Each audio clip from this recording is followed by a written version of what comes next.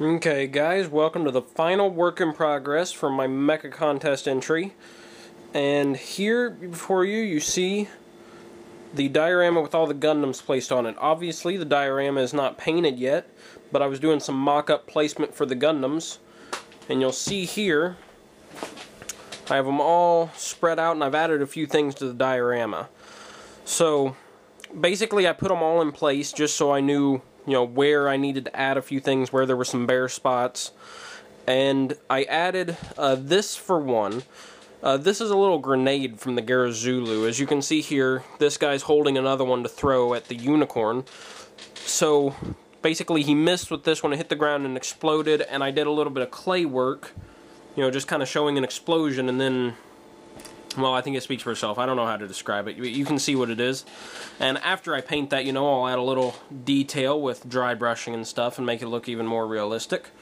As you can see here, I put a wire up here to the unicorn. Now I need to bulk up the unicorn's connection for it's an action-based connection, but I'm just using this wire. I need to bulk up that connection a little bit because the wire's a little smaller than an action-based connector would be. But this is kind of the general area where the unicorn's going to be. Also over here I added a little mound. I put some clay in there and then did this texture over it like I did in the previous video, the sand solution.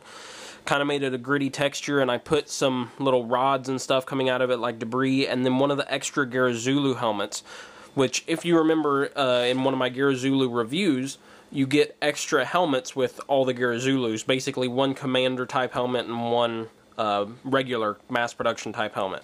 So I used one of my extra helmets, dug it in this little sand bit, and just kind of buried it as destroyed debris kind of stuff. I also built up some sand underneath this Jesta that'll be lying down so it's less awkwardly kind of posed and stuff. So the Jesta has something to where all its limbs are laying on the ground, I guess. So I guess that'll be all for this little section. I just wanted to show you guys this diorama before I painted it. As of right now, I'm looking over it. I'm thinking I'm ready to paint it. I'm gonna check a few more things, make sure there's nothing I'm forgetting. And then I'll get in there with that and I'll show you guys the results. Okay guys, here we have the completed diorama base. As you can see, I painted it up. I outlined most stuff in black, went in with a little bit of a gray color, kind of just like I did with most of the shading on my Gundams and stuff, same kind of technique, and then I dry brushed some silver and hand painted some silver and stuff in here. As you can see,